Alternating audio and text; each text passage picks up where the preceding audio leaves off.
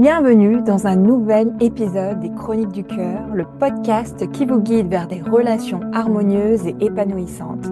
Je suis Sonia Wood, médiatrice et coach relationnel. Ici, je réponds à toutes vos questions et sans tabou pour vous permettre de construire des relations dans lesquelles vous vous sentirez pleinement comprise, respectée et valorisée. Alors aujourd'hui, pour cet épisode, on a le cas d'une personne qui nous demande, ou qui nous partage plutôt, que son conjoint ne la laisse pas finir de parler parce qu'il pense savoir ce qu'elle va dire, mais que non. Et donc on peut aisément imaginer une certaine frustration, un agacement de justement ne pas avoir l'espace et le temps de finir ce qu'on a envie de dire et de justement toujours devoir rappeler qu'on n'a pas fini.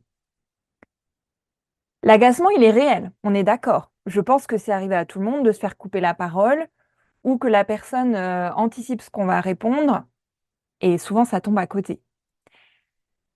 Quand la question des limites se pose, ça peut souvent générer un agacement, une irritation, peut-être même de la colère.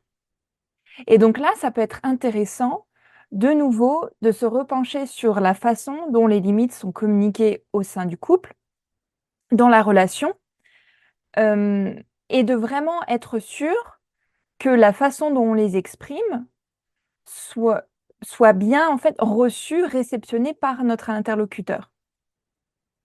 Donc ce serait un peu la première piste que j'amènerais, qui est la redéfinition, l'expression des limites. Alors souvent, on se dit aussi, c'est petite parenthèse, on se dit: «Mais oui, mais moi je lui dis que ça me plaît pas, donc je pose ma limite». Alors c'est là, en fait, où c'est très, très subtil, c'est qu'il y a quand même une différence entre exprimer une limite sur le ton de l'agacement, par exemple: «Mais enfin, mais laisse-moi finir!»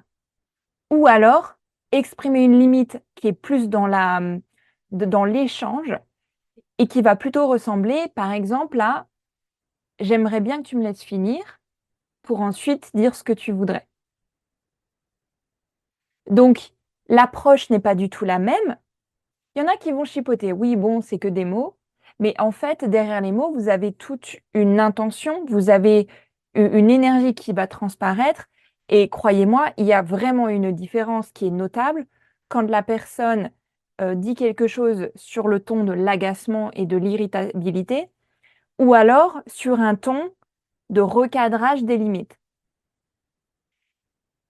Évidemment, poser ses limites, ça peut se faire plus ou moins en douceur. On n'a pas à élever la voix pour poser ses limites, on n'a pas à s'énerver pour poser ses limites, pardon. Et si vous écoutez mes épisodes ou lisez mes articles, écoutez les épisodes, vous savez que moi je prône toujours une voix alternative à s'énerver, crier, râler, accuser. Et donc il y a vraiment une différence qui se fait dans l'accusation de l'autre par rapport à l'expression de ses besoins. Donc, dans l'expression de ses limites, on peut soit être plutôt dans une posture où on accuse l'autre d'un certain comportement qui ne nous convient pas, ou dans une posture d'affirmation, d'assertivité, où on va davantage parler de soi, de ses propres limites. Donc, communiquer clairement va être vraiment la première pierre angulaire pour changer ça. De de vraiment arriver à avoir cette conversation ouverte où vous savez que votre interlocuteur est calme et réceptif. Donc parfois, sur le moment, c'est pas forcément le meilleur, timing et donc je vous encourage toujours à ne pas hésiter à revenir sur ce qui s'est passé a posteriori, quand vous sentez que les choses sont calmes, que tout le monde est réceptif.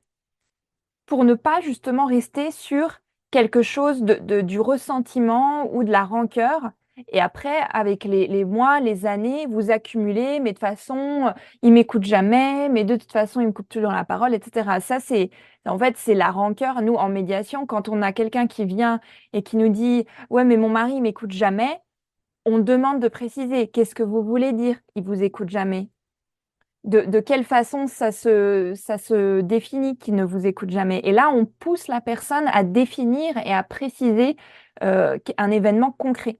Donc, c'est pour ça que je vous encourage à revenir quand les choses sont plus calmes, quand c'est passé, quand vous-même aussi vous avez retrouvé un calme, de revenir sur le sujet, par exemple, en disant, voilà, je remarque que tu me coupes souvent la parole, tu anticipes un peu ce que je vais dire. Et là, ensuite, vous précisez qu'est-ce que ça génère en vous, le sentiment de ne pas être entendu. Qu'est-ce que vous souhaitez? Ça, c'est de la communication non violente, en fait, tout simplement.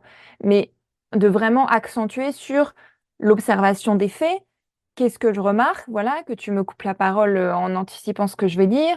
Qu'est-ce que vous ressentez? Que voilà, je me sens pas entendue.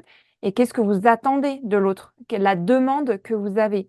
Et donc, j'aimerais que tu me laisses finir mes phrases à l'avenir. Évidemment, tout votre langage corporel va jouer.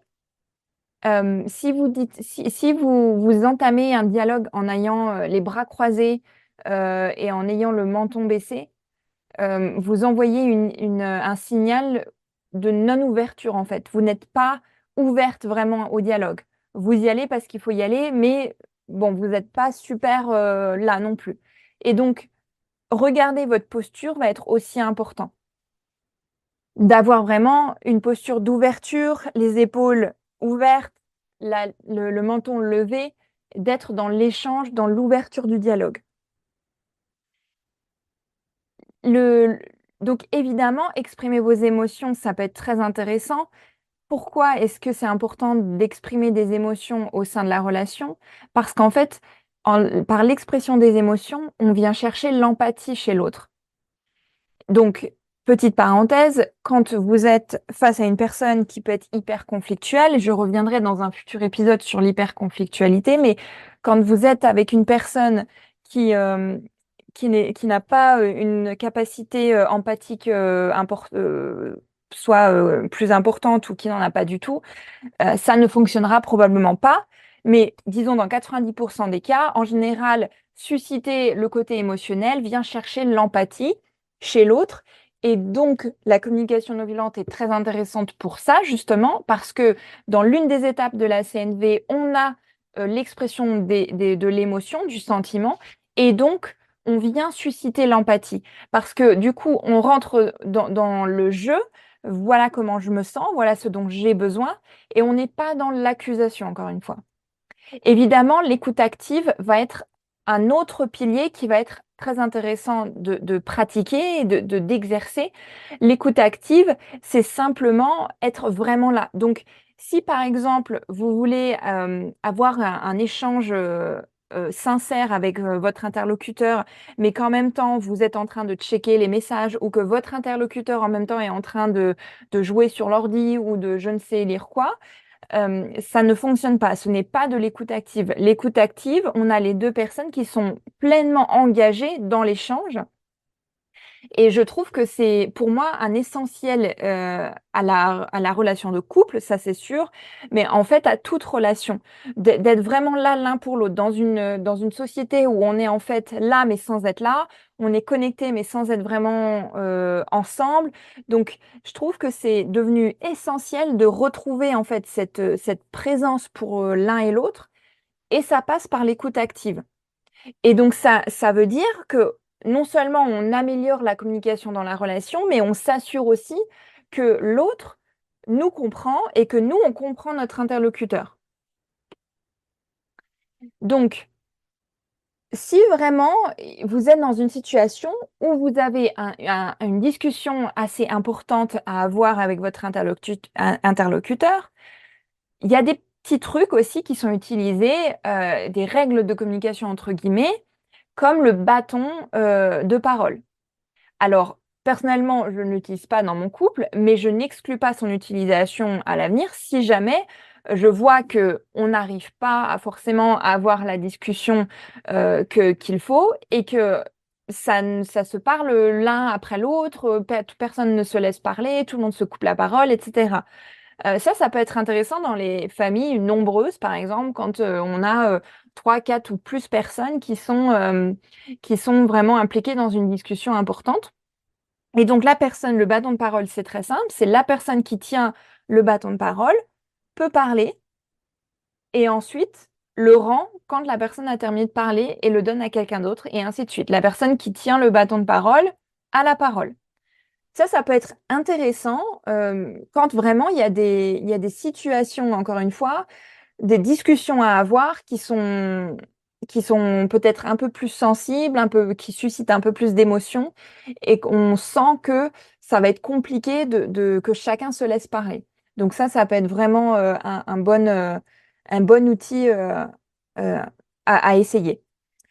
Donc, pour finalement le fait de ne pas se laisser, pour résumer un peu, le fait de ne pas que quelqu'un ne nous laisse pas finir parler, anticipe ce qu'on va dire et puis finalement se trompe à la trois quarts du temps, c'est vraiment, pour moi, la première chose à regarder, ça va vraiment être l'expression des besoins, pardon, l'expression des limites et de se rappeler tout en exprimant la limite de s'assurer que c'est bien compris par notre interlocuteur et de s'assurer qu'on n'entre pas dans un mode d'accusation, que l'autre nous coupe toujours la parole, que l'autre ne laisse jamais parler, que ceci, que cela. Donc vraiment, voilà, c'est s'appuyer sur la communication non violente pour ces deux choses-là, pour prendre une posture du jeu, de je mets le focus sur moi, pas sur ce que l'autre dit ou fait, et ensuite le focus sur la façon dont j'exprime ma limite.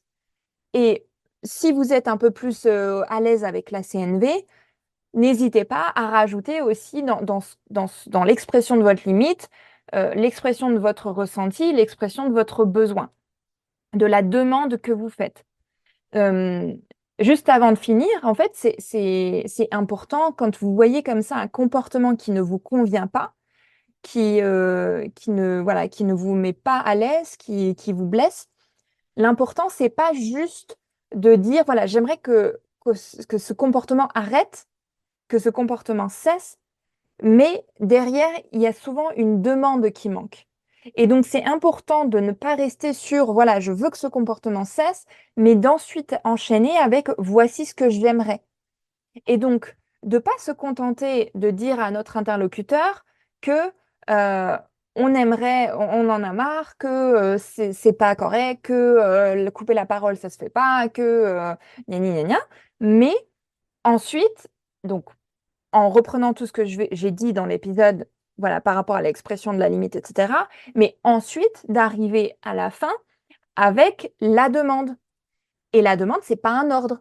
La demande, c'est pas laisse-moi parler, j'en ai marre, c'est à mon tour de parler, etc. Là, on est plus sur de l'impératif.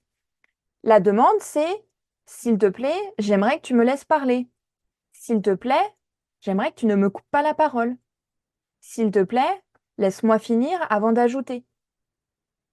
Ça, ce sont des demandes.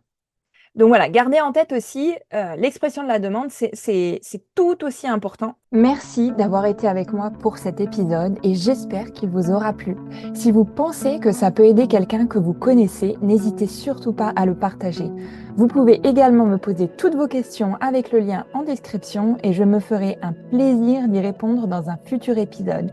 D'ici là, je vous dis à très bientôt, prenez soin de vous, bye bye.